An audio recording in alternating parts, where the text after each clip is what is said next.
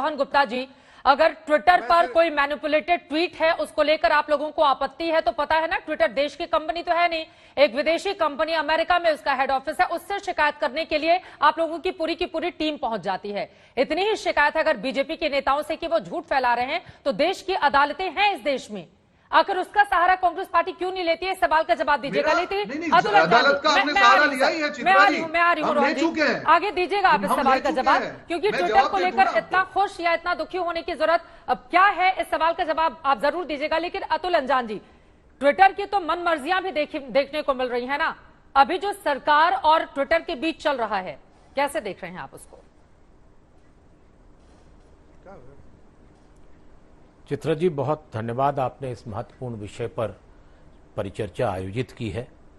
और ये बहुत महत्वपूर्ण सवाल है, क्योंकि भारत सरकार ने जो नए कानून बनाए हैं उन कानूनों में क्या अच्छा है क्या बुरा है, इस पर बहस चल रही है। और निजता के कितने सिद्धांतों को वहां पर देखा जाएगा और कितना तोड़ा जाएगा, ये भी चर्चा का विषय है। लेकिन ये बात भी सच है, इससे इनकार नहीं किया जा सकता कि, और मैं इस बात को शुरू में ही कह दूं कि ट्विटर की यह जो कार्य पद्धति है कि उसने हमारे उपराष्ट्रपति के अकाउंट के साथ छेड़छाड़ की, उसके ब्लू टिक के साथ छेड़छाड़ की, ये बहुत ही अवांछनीय है, यह निंदनीय है, और इसके खिलाफ भारत सरकार को एक पत्र उसके मालिकान को देना चाहिए।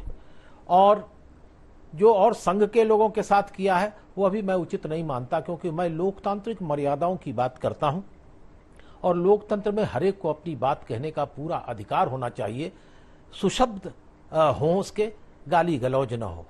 लेकिन पिछले 4-5 वर्षों से किस तरह की नादानियां इस देश में चल रही और अभी भी चल रही है, इसको भी देखने की जरूरत है। और ट्विटर जैसी संस्था जो अंतर्राष्ट्रीय संस्था है, एक आध देश में काम नहीं करती, वो भारत के तमाम चीजों को देख रही है कि भारत में लोकतांत्रिक आजादी, लोकतांत्रिक वक्तव्य, भारत में टेलीविजन और अखबारों की कितनी स्वायत्ता और कितनी उसकी जिम्मेदारी और उसकी कितनी आज़ादी है। अभी हाल में सुप्रीम कोर्ट के निर्णय भी इस तरह के होते हैं जिससे हमारे को, इन दुनिया के देशों को और उनकी संस्थाओं को कुछ बल मिल जाता है। इसलिए हमें अपने देश की कार्य पद्धति को बहुत ही जनतांत्रिक बनाना पड़ेगा। अभी 26 जून को हम लोग आपातकाल की बरसी मनाएंगे, लेकिन आपातकाल की बरसी के साथ साथ ये भूल क्यों जा रहे हैं कि एक अजीब किस्म का आपातकाल है, लिख नहीं सकते बोल।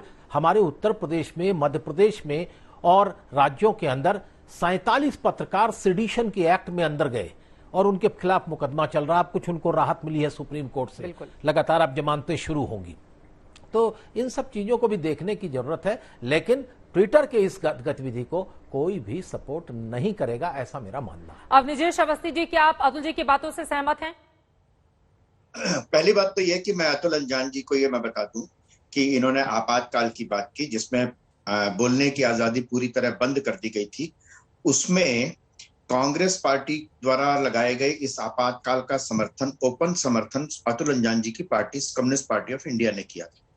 ये बाकायदा डॉक्यूमेंट्री प्रूफ है और ये मानते भी हैं, इसमें कोई झुठला नहीं सकता। पहली बात तो ये।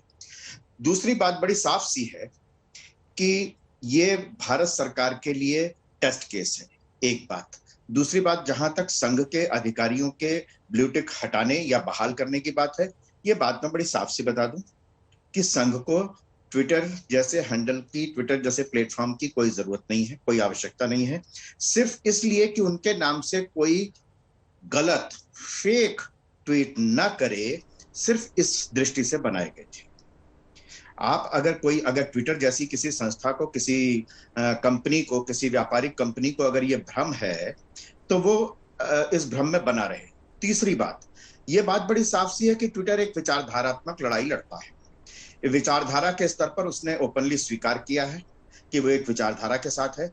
मैं हजारों लाखों ऐसे उदाहरण ट्विटर से दे सकता हूं जहां पर जिसमें एक व्यक्ति का, जिसने पूरी तरह से ओपनली जिसने हिंसा की बात की हो, उसका ट्विटर अकाउंट का कुछ नहीं हुआ। लेकिन अगर वैसा ही दूसरा अगर किसी ने किया जो विचारधारात्मक स्तर पर ट्विटर को स्वीकार्य नहीं है या उसकी अनुरूप नहीं है, वो सहमत नहीं है उससे, तो उसका ट्विटर अकाउंट बंद कर दिया। खोल के बोलिए ना विजय जी, क्या बोलना चाहते हैं? कौन से विचारधारा, बड़ी साफ सी विचारधारा को वो सपोर्ट करता है और किसकी मुखालफत करता है? खुलकर बोलिए। ऐसा, अरे बिल्कुल खुल के बोल रहा हूं। उसने कहा कि हम लेफ्ट हैं, पूरे दुनिया भर में उन्होंने कहा, उसने ट्विटर के तमाम अधिकारियों ने, मालिक ने, सीईओ ने कहा कि हम लेफ्ट हैं और लेफ्ट की विचारधारा से प्रभावित हैं, लेफ्ट की विचारधारा को, और इसके उदाहरण है। और आप चाहें तो जितने मर्जी उदाहरण, मैं I am not a social media bug, लेकिन एक बात बड़ी साफ सी है कि अगर ट्विटर को यह भ्रम है कि भारत जैसे देश में